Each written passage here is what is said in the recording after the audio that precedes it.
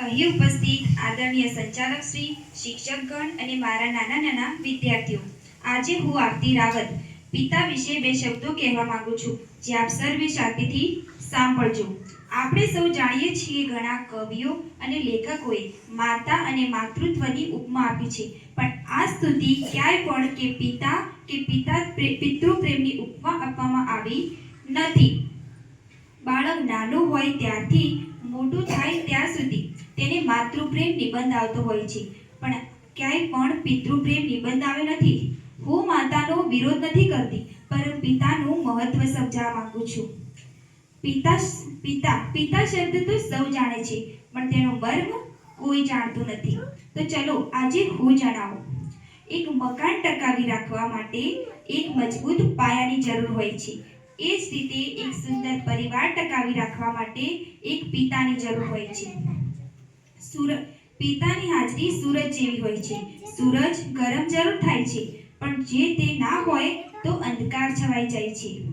પિતા એ જીવનના બળબળતા બપોરના છાંયડો આપતું વટવૃક્ષ છે, જે પોતે તાપમાં બળતું રહે છે, પણ તેની નીચે બેઠેલાને આશ્રય આપે છે.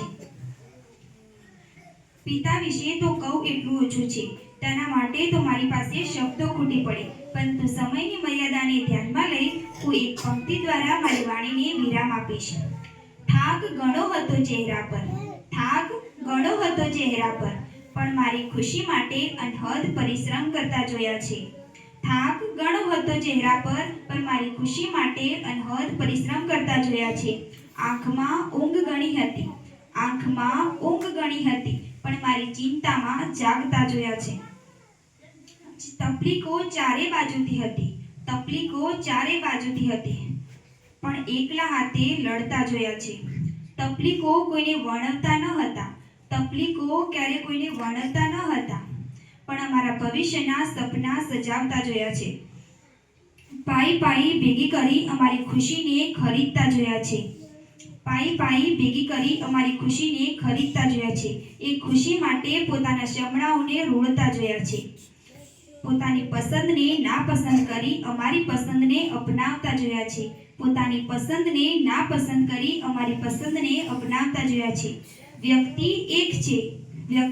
એક છે, પણ વિશેષતાઓ અનેક છે. પિતા સ્વરૂપે મેં સર્જનહારને જોયા છે. અસ્તુ. Thank you.